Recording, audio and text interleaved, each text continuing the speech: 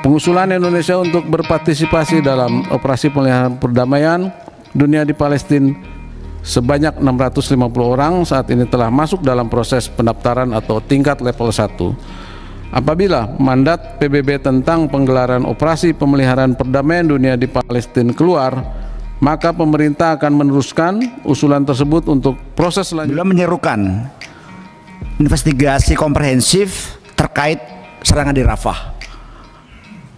Kemudian yang kedua, mendukung gencatan senjata permanen dalam mewujudkan perdamaian antara Israel dan Palestina seperti yang diusulkan oleh Presiden Amerika Serikat Joe Biden.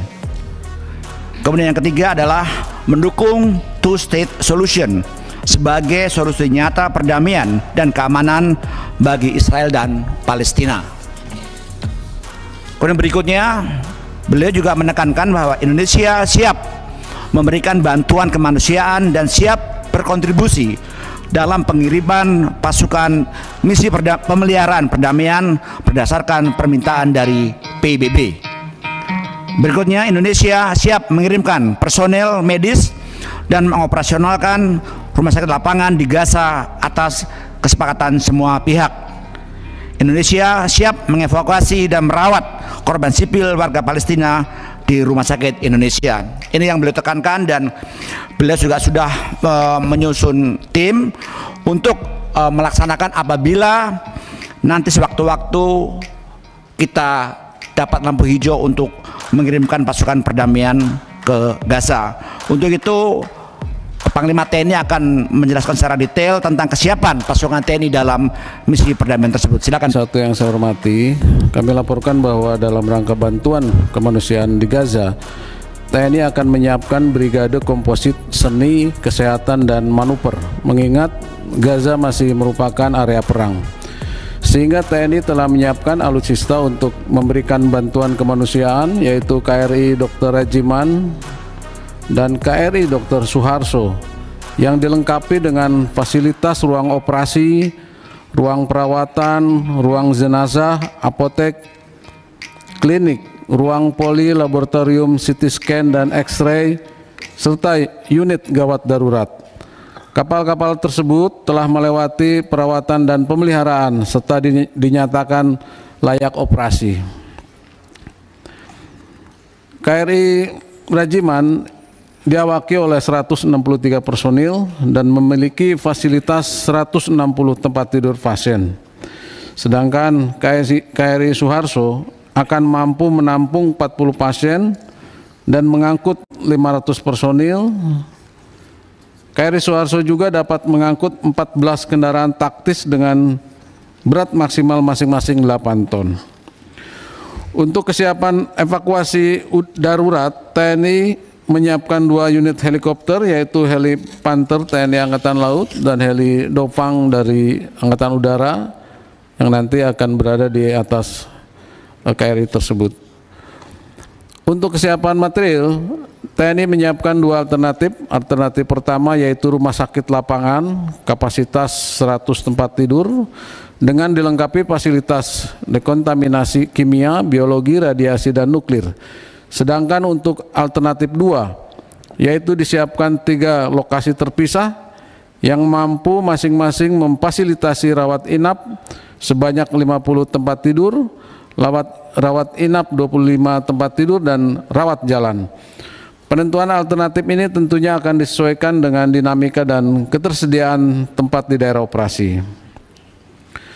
Kemudian rumah sakit lapangan yang kami siapkan untuk 100 tempat tidur berupa tenda IMT S54 sebanyak 29 set, tenda IMT XL sebanyak 1 set, dan tenda CBRN sebanyak 1 set. Dan juga kami siapkan rumah sakit di dalam negeri RSPAD dan rumah sakit Pangsar Sudirman Kemhan apabila pasien dari Gaza dirawat di Indonesia, yaitu dapat menampung 1.000 pasien dan lebih. Sedangkan untuk kendaraan pendukung, diantaranya 17 kendaraan logistik, 2 unit kendaraan sanitasi, 1 ambulans, 1 unit kendaraan BBM, 1 unit kendaraan komunikasi mobil, 1 unit kendaraan dapur lapangan, dan 1 unit forklift, kami sudah menyiapkan data kebutuhan Rumkitlat. Selanjutnya visualisasi Rumkitlat dapat hadirin saksikan melalui video singkat ini.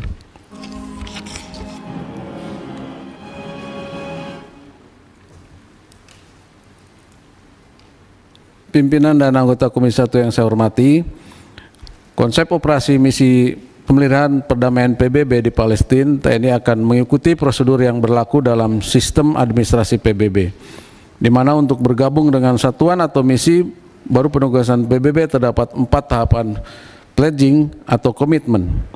Pledging yang merupakan keputusan politik pemerintah Republik Indonesia ini telah disampaikan pada UN Peacekeeping Ministerial Meeting di Ghana pada tanggal 5-6 Desember 2023 yang lalu. Pengusulan Indonesia untuk berpartisipasi dalam operasi pemeliharaan perdamaian dunia di Palestina sebanyak 650 orang saat ini telah masuk dalam proses pendaftaran atau tingkat level 1.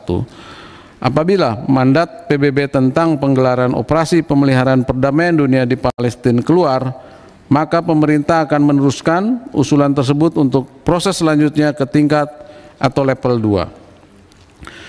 Pada tingkat 1, pledging saat ini berupa dokumen dibutuhkan dalam pendaftaran dan merupakan tanggung jawab Mabes TNI antara lain penyiapan unit table of organization, daftar alutsista yang digunakan, daftar kebutuhan self-sustainment yang menjadi tanggung jawab negara sendiri dan kebutuhan personil terkait penentuan satuan standby, seleksi, pelatihan, dan standby force.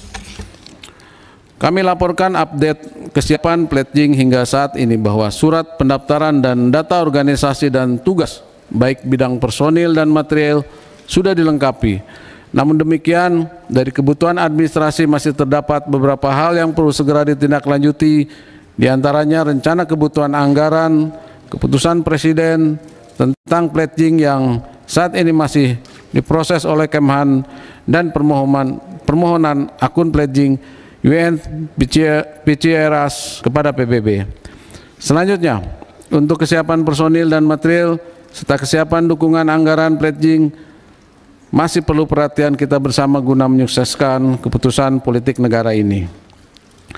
Pada kesempatan ini, perkenankan kami laporkan juga bahwa untuk penyiapan Satgas PBB ke Palestina, TNI telah melakukan rapat koordinasi dengan beberapa kementerian terkait, yaitu Kemhan, Kemlu, dan Kemenkes yang telah dilaksanakan pada tanggal 27 Mei dan 3 Juni 2024 di Jakarta. Dapat kami laporkan secara singkat bahwa Kementerian Luar Negeri menyampaikan bahwa misi yang dilaksanakan di Gaza pada saat ini merupakan misi Joint Humanitarian Operation. Tentunya operasi kemanusiaan tersebut dapat dilaksanakan setelah adanya perjanjian damai antara Israel dan Palestina. Dan saat ini dibutuhkan mandat dari PBB untuk membentuk co-deployment atau operasi bersama negara-negara ASEAN. Sedangkan untuk Kementerian Pertahanan saat ini masih menyiapkan berbagai izin prinsip untuk menggelar operasi di Gaza dan berkoordinasi dengan Siprus, Uni Eropa, dan Amerika Serikat untuk penggunaan dermaga apung sementara di daerah operasi. Dapat kami sampaikan bahwa pengiriman pasukan perdamaian atas nama PBB ke Palestina memiliki manfaat bagi Indonesia, yaitu pertama, pengakuan internasional, kontribusi Indonesia pada pasukan penjaga perdamaian dapat meningkatkan reputasi dan posisi di komunitas internasional. Ketua, jawaban singkat dari paparan di halaman terakhir Pak Panglima, kita tentu bukan hanya mendukung tapi kita mendoakan, Pak. Karena kita semua di sini sebagai wakil dari masyarakat didesak, diminta dan diinstruksikan sama seluruh masyarakat Indonesia bagaimana bantuan sudah diberikan, doa sudah dikirimkan sampai beribu-ribu masyarakat bukan hanya di Jakarta tapi seluruh pelosok Indonesia berkumpul untuk memberikan simpati kepada sahabat atau saudara-saudara kita di Gaza.